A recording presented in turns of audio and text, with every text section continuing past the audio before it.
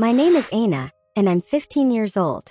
I live in a quiet little town on the outskirts of Ohio, the kind of place where everyone knows everyone else's business.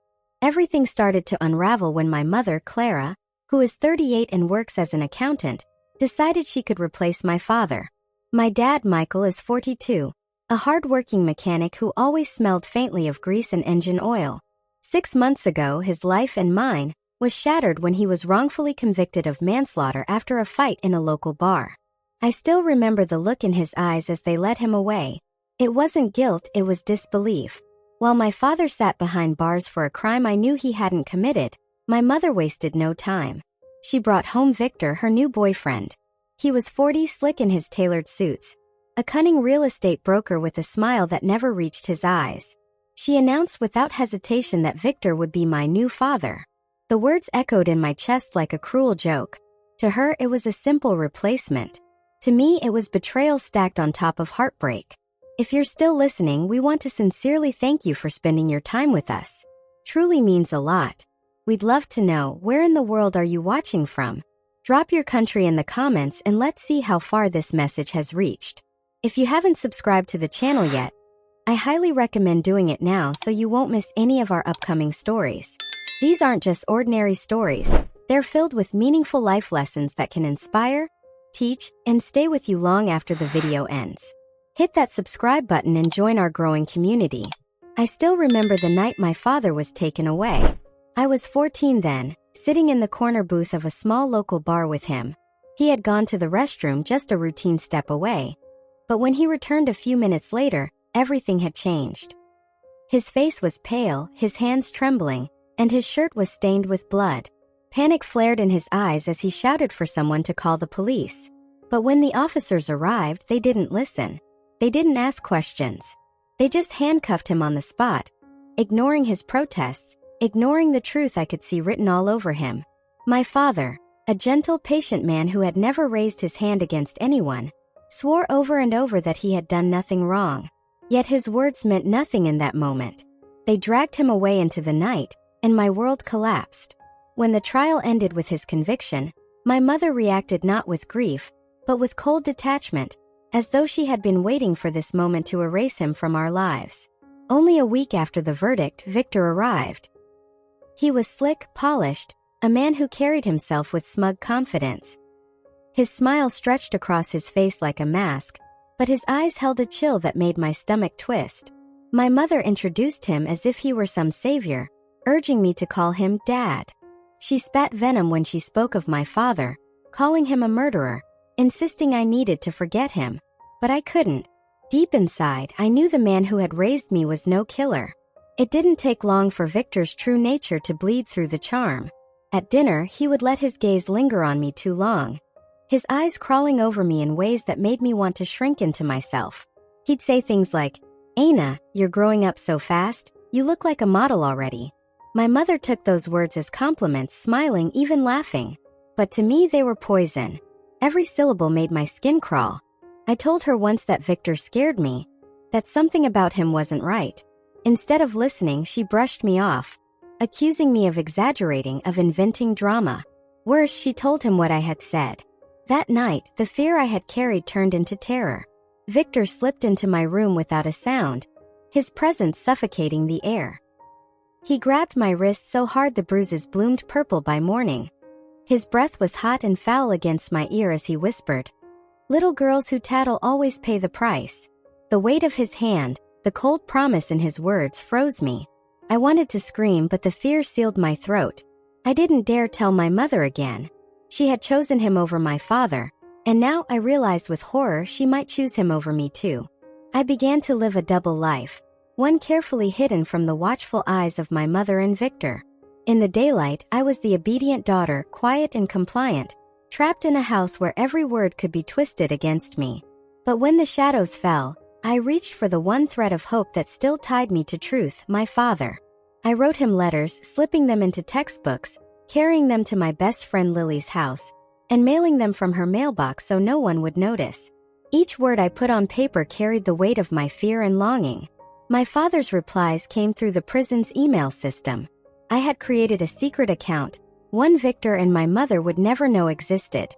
I logged in only when I was alone, heart pounding as I read his words. He never once complained about his cell or his conviction. Instead, he asked about me, reminded me to stay strong, and promised he would prove his innocence. His faith in justice was unshakable, even as mine crumbled. But the walls around me were closing in. One afternoon, without warning, my mother announced she had changed my last name in the school records. She did it as if she were adjusting a utility bill, casual and cold. "You'll thank me later," she said, lips tight with pride. "From now on, you're Aina Thompson, Victor's daughter." Her voice cut through me like glass. She hadn't asked, hadn't even told me until it was done. I wanted to scream that I wasn't his, that I never would be. But my voice stayed buried, suffocated under her authority. That night, Victor came into my room. His presence filled the air like smoke, choking me. He sat on the edge of my bed, his hand sliding onto my thigh as though he had every right to touch me. His tone was syrupy, dripping with false warmth. "You should be grateful, Aina. Not every girl gets a father like me." My stomach turned. My skin crawled. I shoved his hand away with all the strength I had and locked myself in the bathroom, pressing my back against the door as my chest heaved with terror. The sound of his laugh outside the door made me want to disappear. Shaking, I wrote to my father about what had happened. For days I waited, the fear gnawing at me with every creak in the hallway. Then his reply came, but not through email. It was a letter, handwritten on crumpled paper, the ink blurred by tears that had soaked into it. I pressed it to my chest before I even read it, and when I finally unfolded the fragile sheet, my hands trembled. He didn't just offer comfort this time. He gave me instructions. "Check the attic behind the fireplace," he had written. "There are things you need to see." The words lit a fire of both hope and dread inside me. I waited for my chance. It came one evening when my mother and Victor left for dinner. I knew I had only an hour, maybe less, before they returned. With a flashlight shaking in my hand, I climbed the narrow stairs to the attic. Dust filled the air, clinging to my throat as I scanned the dark corners. Then I found it. A small plastic-wrapped package tucked behind an old trunk. My hand shook as I pulled it free.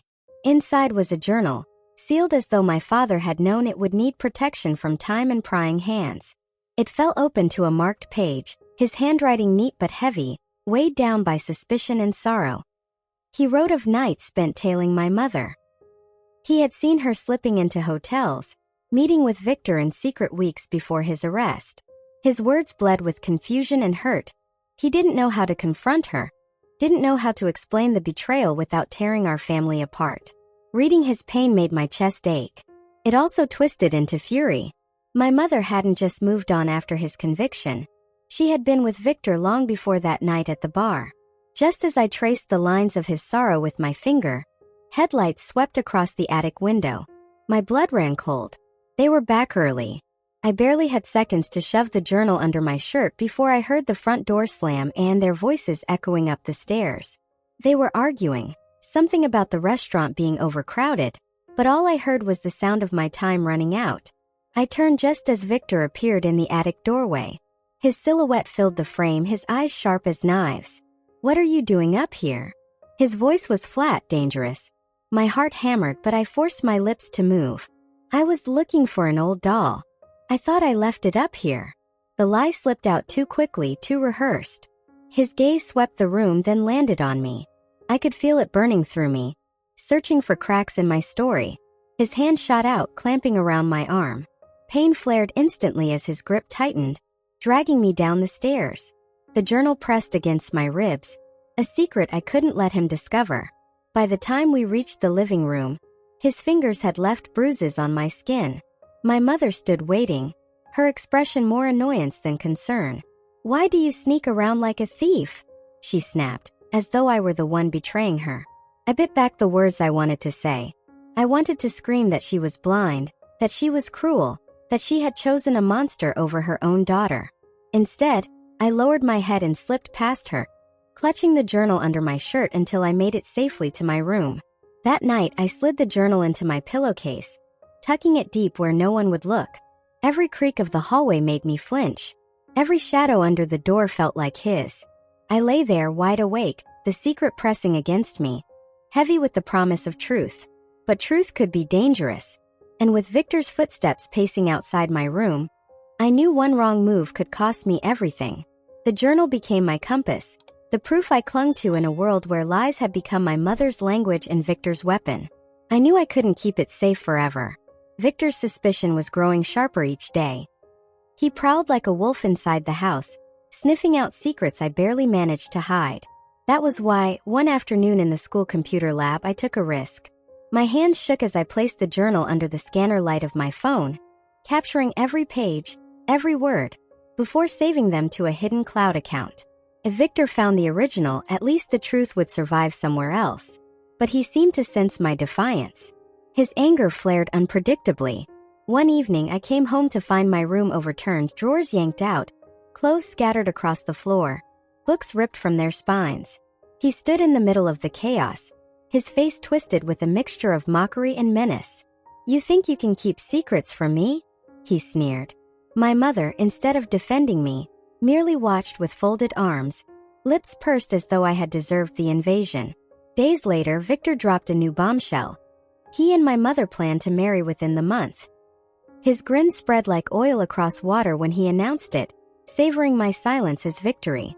"We're going to be a real family," he said, his hand pressing against my shoulder in a way that made me recoil. He wasn't satisfied with invading my room. He wanted my whole life under his control. That same week, I noticed new cameras fixed in the hallway, little blinking red eyes monitoring my every movement.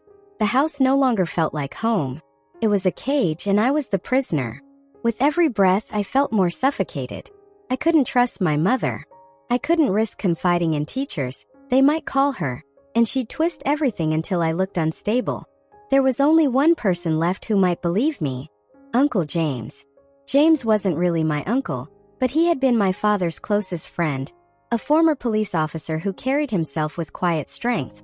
My mother had cut him off completely after Dad's arrest, calling him a troublemaker who poisoned our family. But I remembered the way he used to ruffle my hair, how he always treated me with kindness as though I mattered. So one afternoon, using the last quarters I had saved, I slipped into the glass booth of a payphone outside school and dialed the number I still knew by heart. His voice on the other end was startled, then heavy with concern when I whispered everything: Victor's threats, my mother's betrayal, the journal, the bruises on my wrist. He listened without interrupting, his silence a shield instead of a judgment. When I finished, he exhaled deeply. "Aina," he said, his tone firm yet gentle, "meet me at the public library tomorrow. We'll start putting this together. You're not alone anymore." For the first time in months, I allowed myself to hope. The next day, under the tall oak trees outside the library, James was waiting. His hair had grayed more than I remembered, lines etching the corners of his eyes, but his presence carried a calm authority I had been starving for. I handed him the copies of the journal and told him everything I knew. His jaw tightened as he read my father's suspicions. "I knew Victor was trouble," he muttered. "Your dad wasn't paranoid. He was onto something." From then on, we began to dig. James tapped into old contacts, people who still trusted him despite his retirement. Within a week, he found Ethan, the bouncer from the bar where it all happened. Ethan was reluctant at first, wary of dredging up the past, but when James assured him this could clear an innocent man's name, his resolve cracked. He admitted what he remembered. Victor had gone into the restroom minutes before my father, slipping out shortly afterward as though nothing had happened. Ethan had thought it odd at the time but dismissed it, assuming the blood later found on my father was proof enough. Then there was Sophia, a bartender who remembered Victor clearly. She told us how he used to hang around, asking questions about my father's shifts, his habits, his routines. "It was weird," she said, brows furrowed, "like he was studying him." But no one ever looked twice. Victor tipped well, kept his smile polished. People believed what they wanted to. Piece by piece, the picture sharpened. But the breakthrough came when James discovered something extraordinary.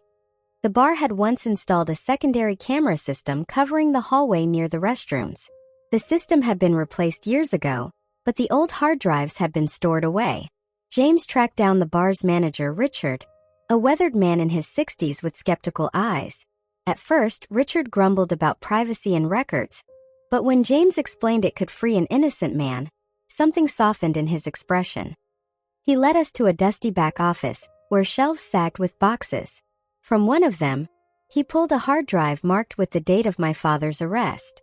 My hand shook as Richard plugged it in, the screen flickering to life.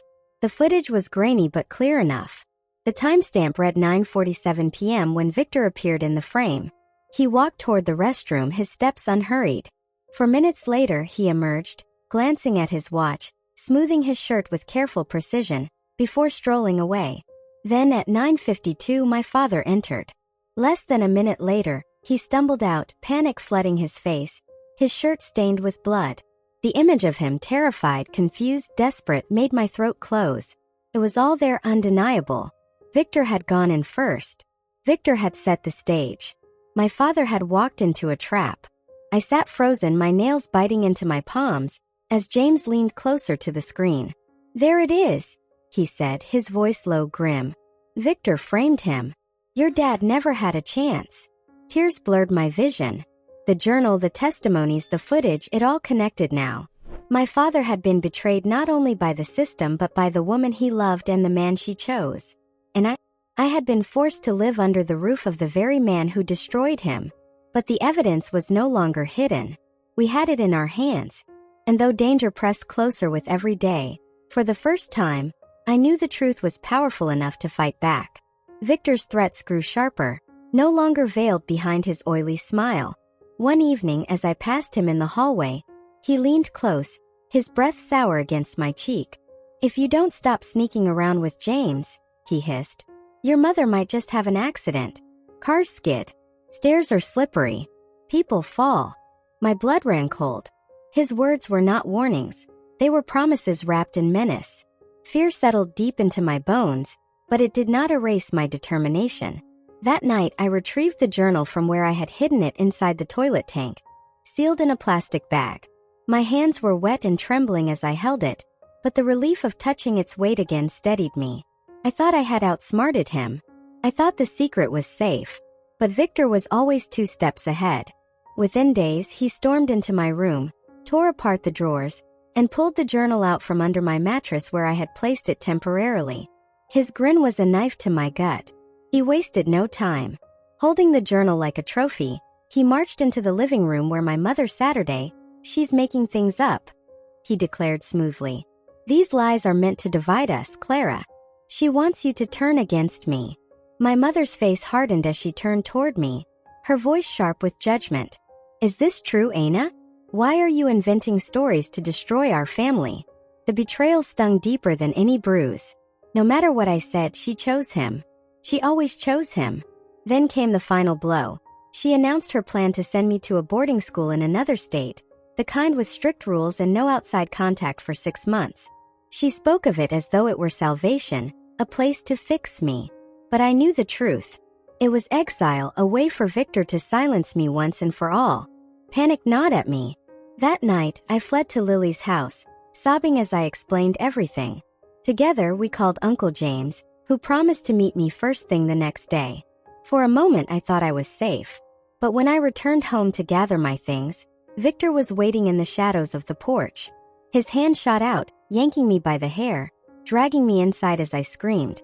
He shoved me against the wall, his eyes glittering with the thrill of power. "You think you can outsmart me?" he spat. "I've been planning this for years. Your father never stood a chance." My breath caught as he began to talk, his words tumbling out like a confession dressed as a victory speech. He admitted everything. How the man in the restroom that night had simply been unlucky. Wrong place, wrong time. How Victor had planted a knife smeared with my father's fingerprints.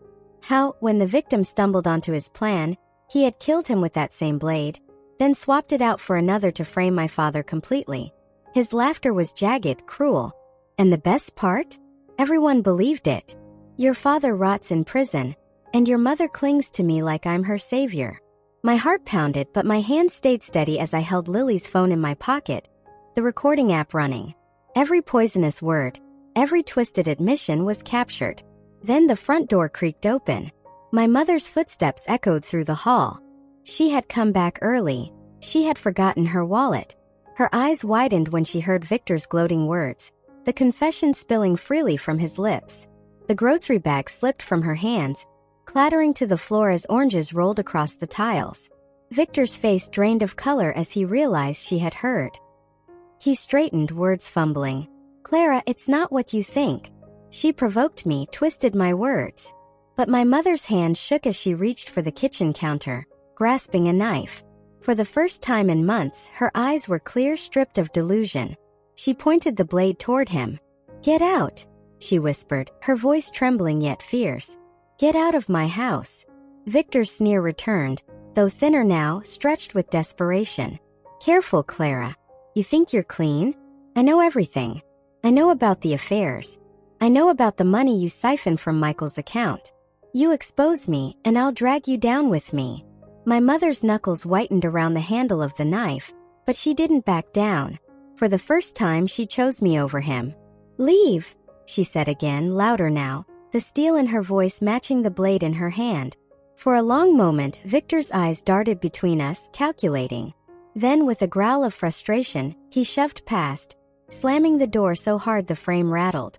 Silence settled, thick and suffocating, until my mother's legs gave out beneath her. I sat beside her on the floor, pulling the phone from my pocket. With trembling fingers, I played back the recording. Victor's voice filled the room, his confession undeniable.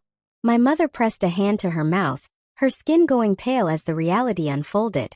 Then I showed her the video footage James and I had recovered from the bar, Victor's image walking out calm and collected, followed by my father's frantic exit moments later. She doubled over, retching into the sink. Between gasps, she whispered, "I lived with a murderer. I defended him. I turned against your father. Against you." Her sobs tore through the air, raw and hollow, echoing off the walls of a house that suddenly felt haunted by every mistake she had made. For the first time, my mother saw Victor for who he truly was. And for the first time, she saw me, not as a rebellious daughter, not as a liar, but as the only one who had been fighting for the truth all along. Ending in rebirth. The night the police came felt like the world finally exhaled. For months I had been holding my breath, terrified that the truth would never surface, terrified that Victor would silence me before anyone could believe what I knew. But that night, with the flashing blue and red lights reflecting off the windows of our house, something shifted. The officers took my statement seriously. They watched the videos, listened to the recordings, checked every name and address I gave them. Their faces hardened with each new piece of evidence. By the time they left, an arrest warrant was already being drafted. Victor, of course, tried to run. He wasn't as clever as he believed. He slipped out of town and holed up in a rundown motel off the interstate, the kind of place where no one asked for ID if you paid cash. But even there, he couldn't outrun the net tightening around him. When they caught him sneaking out the back door at dawn, he was still wearing the same jacket from the night he dragged me by the hair across the living room. In the trunk of his car they found the real knife, the one with the victim's blood still dried along its blade, the one that should have put my father in prison forever. Later I learned Victor tried to negotiate, to swap his confession for a lighter sentence. But the evidence was too overwhelming. The security footage, the eyewitness statements from Ethan and Sophia, my secret recording of his confession, and now the murder weapon itself.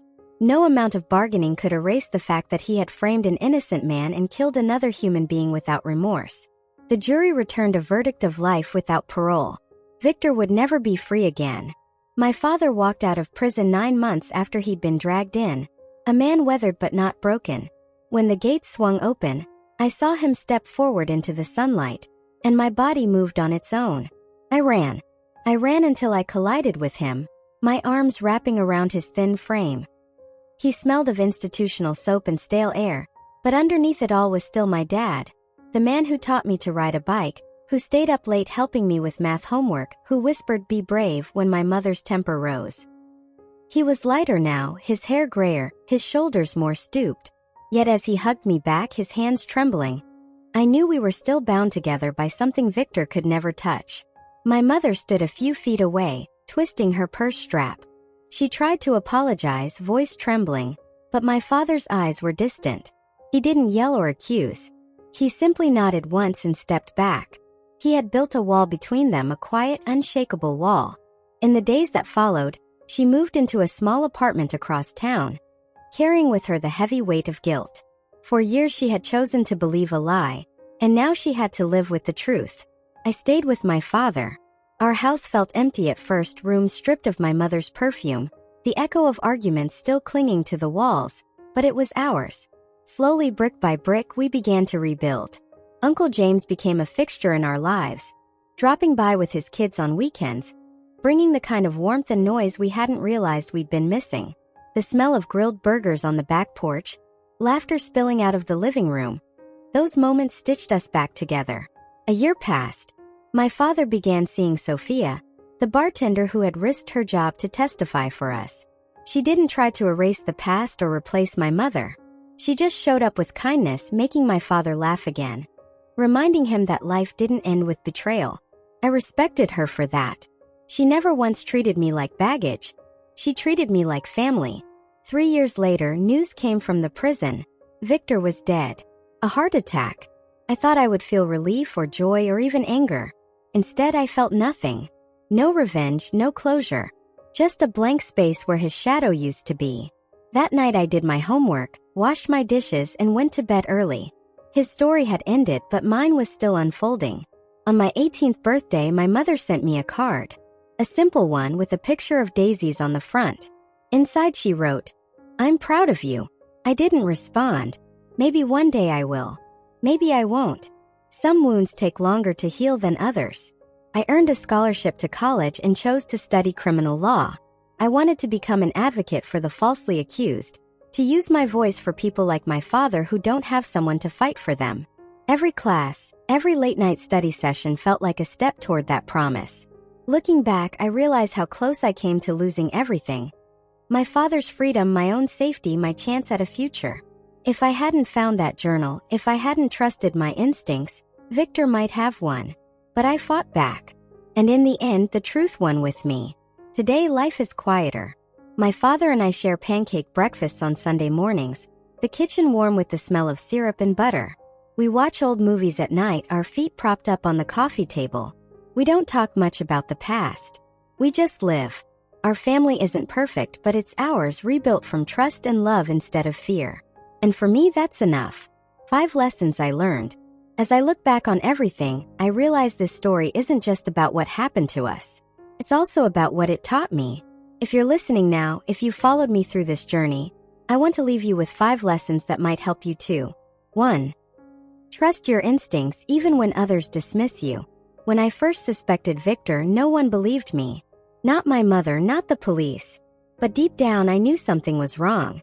That quiet voice inside us, the one we often ignore, can be a lifeline. Listen to it. Protect it. It may save your life. 2. Evidence is power. Feelings alone rarely change minds, but facts can. I learned to document everything: the journal, the photos, the recordings. Those pieces of evidence built a bridge from suspicion to justice. In a world full of manipulation, facts are your anchor. 3. Courage isn't the absence of fear. It's action in spite of it. I was terrified every single day. I hid in bathrooms, whispered into pay phones, cried myself to sleep. But I still acted. You don't have to feel brave to be brave. You just have to keep moving. 4. Healing takes time, and forgiveness is a choice, not an obligation. My mother betrayed me, but she was also manipulated. My father lost almost a year of his life. We're all still recovering. Forgiveness may come someday, it may not. Either way, you're allowed to protect your own peace first. 5. You are not defined by what others do to you. For a long time, I felt like a victim. Victor's cruelty, my mother's disbelief, my father's absence. All of it shaped me. But it didn't define me. What defines me is what I chose to do with it. To fight, to study, to help others. You can do the same. A personal invitation.